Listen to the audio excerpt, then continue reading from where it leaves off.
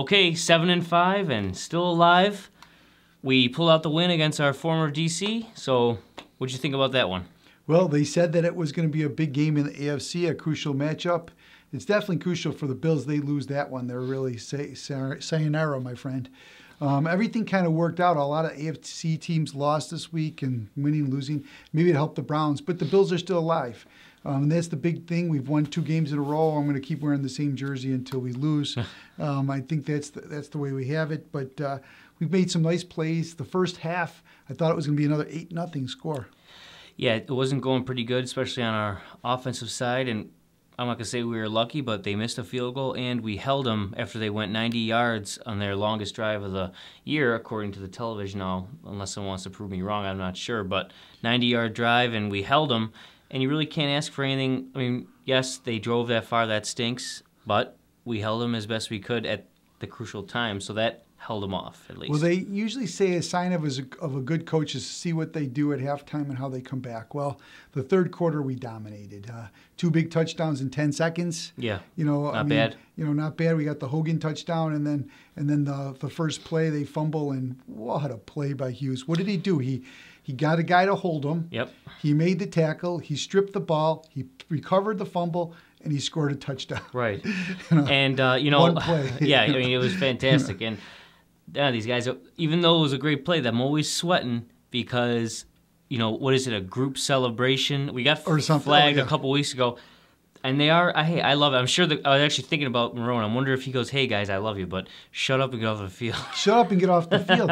Where's Marv Levy? Don't be dumb and don't be dirty. Just play the game. Let your play on this field do your talking. Don't talk in between the plays, and don't talk on first, second, or third down.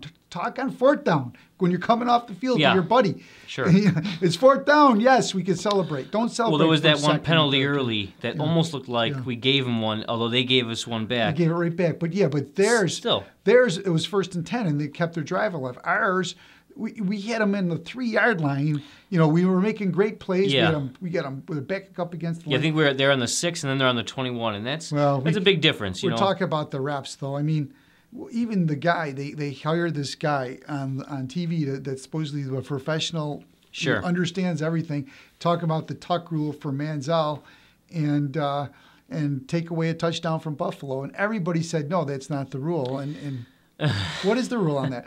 If you're going forward, it's an incomplete pass. But if you're having possession of the ball and you're starting to bring it back in, it's a fumble. Yeah, right. Yeah, they made that up just for Mr. Brady, and then here we are trying. Well, of course.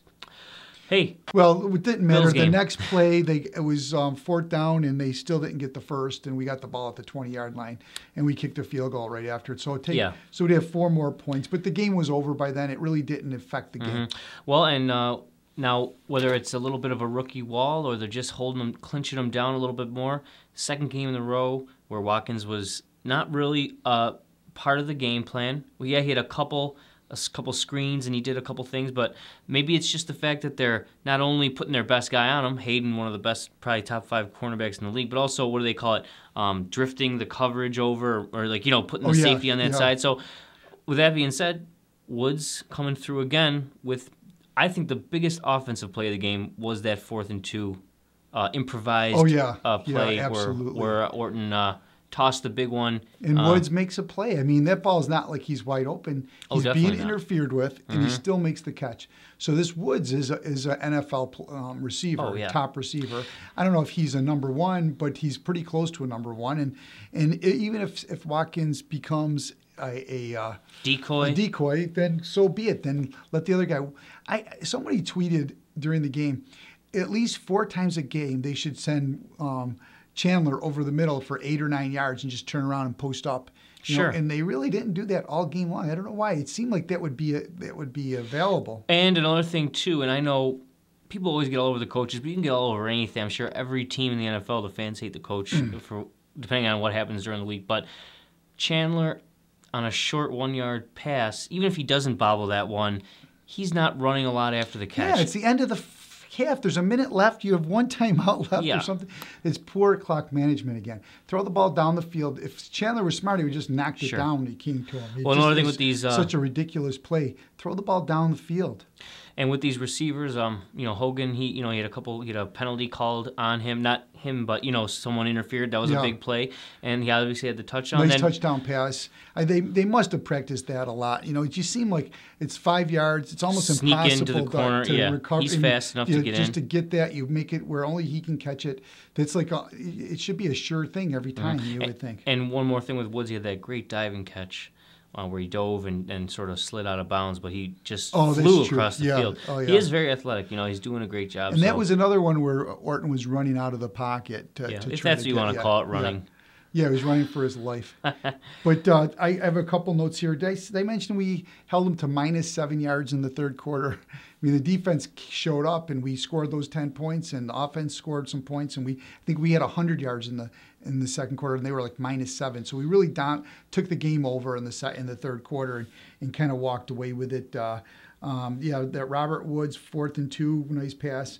Bradham and Brown, the two linebackers, they just seem to be doing a great job. I mean, they both led the team in tackles. Bradham had 9 and Brown had 7. And I just like the way those guys are covering. And if I was an outside linebacker and I had spikes in the middle, I would totally cheat and say they're not going to run in the middle. I'm not going to worry about the middle. I just have to get the edge, and that's what I think that's what they're starting to figure out, and that's what they're doing. And Bradham had a nice sack during the game. And then this young kid comes out of nowhere. What the hell was his name? Marquise Gray. 2 catches for 71 yards. Talk a little bit about him. Well, I don't know if everyone else. I mean, I thought just.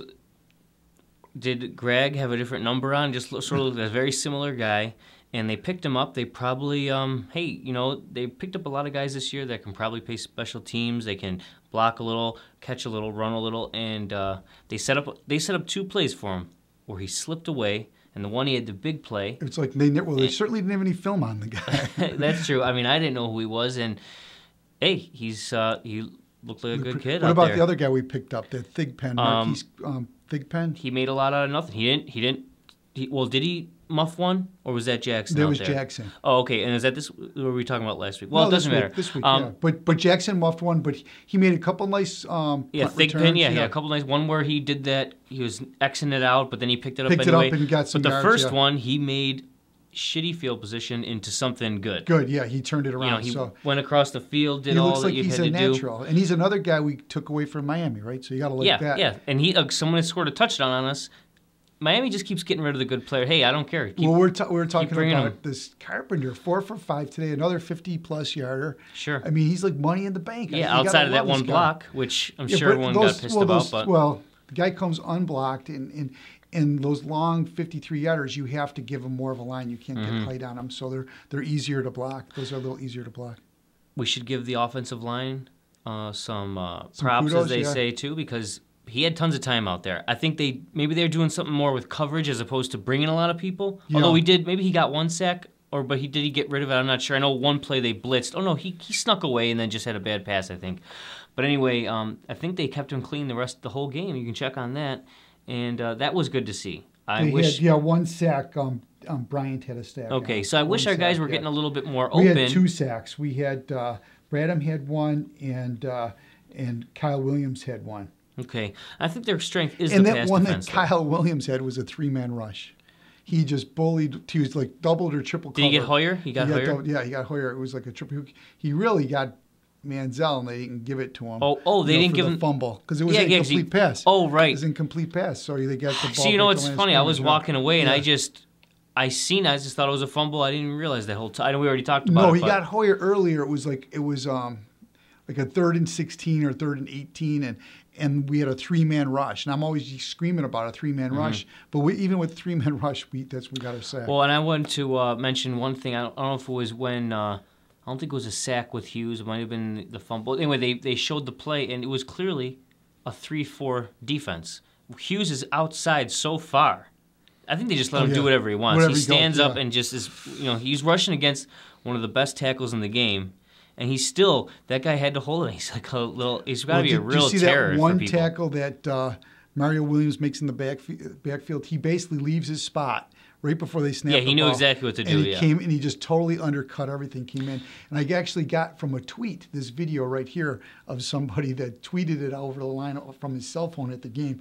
I'm going to play that. Whoever that was, maybe I'll see if we could give him some kind of a props next week. But the other thing, Darryl Talley had some bad luck since he's left the Bills, and there's a big article on Sunday. And then you look here, you got to see Jim Kelly in a number 56 jersey showing his support. And I guess the Buffalo fans put up a nice little website to help out Darryl Talley, which is kind of good. You see the Buffalo Bills family pulling together. Yeah, and that's got to mean something for them. You know, the whole organization must feed off that in some respect, wouldn't you say? Where the alumni means something. I feel like the teams that have a history and they look back on it, they're always the teams that kind of have success in the future. You know, going forward. And that's what this team really needs, is to have that feeling that whatever we do, something's going to go right and we're going to win the game. No matter how bad it goes early, we're going to figure it out. And, in the last 14 years, we've always had that feeling that something's going to go wrong and we're going to figure out a way to lose the game. Mm-hmm. But that's starting to turn. We got 7 wins now. One more win out of the next 4, and we're at least 500. I say Marone was playing for his job today. Next week against Denver, I guess no one's going to really hold him to anything. You got to beat Oakland on the road. He might have just. You got Green Bay and New England to finish off the season, and it's going to be a tough road. You could make the argument that he coached for his job today, and now it's over. But no, in a weird way. Yeah, I'm sure. Yeah. I think that he shouldn't get fired because I want to see him come back again. Give him one more shot. If he's improving every year, because at this point we already are better. Someone was telling me they have the inside story that we're going to bring Gruden in. Get him out of the box, and he's going to be our next coach. I don't know if I can hear his press conferences, that voice after the game. But yeah, so you heard it here first if we do get him. We're all Packers fans right now. They're playing the Patriots. Broncos, who we play next week, are playing tonight against Kansas City. Hopefully, a real hard division game will cause the Broncos to kind of. Now, I might be wrong. I didn't look at the schedule. We do play the Broncos next, right? Yeah. Before someone calls me out, then I'm an idiot. Okay. But I know we play the Broncos in Mile High, whether it's next week or the week after. So that's going to be a tough one, as it always is. Away at all, but also in Denver. And then our Packers will come here, and that's going to be a huge game. Is it saying it? So I know we play the Packers. It's our last home game, and we have to go to Oakland. And so I bet it is broken, but I doubt we play Oakland 3 away games. 52 points scored against them today by St. Louis. Yeah, so Oakland, well, we don't want to look past it, but that's a pretty good win. I mean, we really have to we only have the ability to drop 1, and it would be better to drop. The game to lose would be against the Packers because it's NFC. Yeah, we're at Denver, home at Green Bay, at Oakland, and then at New England to finish the season. Right. So we gotta win all the AFC games. That's because we can only lose 1, I think. Yeah. Especially with San Diego winning today, they own the tiebreaker against us. So does Kansas City. Yeah, and I don't know. We played some pretty good road games already. We've won some decent road games. You know what? It stinks, and we'll finish up right here, is the AFC North and the AFC West, except for Oakland, there's 7 teams between those 2 divisions that are all like the same. You want to hear something funny today? They showed, still in the hunt. And like 10 teams? No, they showed 2 in 8. Tampa was still in the hunt. First, because the first place team only has 4 games. They've only got 2 wins, and they're still in the hunt in the NFC. We'd be 10-2 if we were in that division, probably. Oh my God, yeah, we'd be winning the division, and we'd be, yeah. That's okay. That's life. See you next week. Go Bills. We don't want to not go Browns, but it worked last week though. Go Denver. Beat Denver. No. Go beat Denver. All right.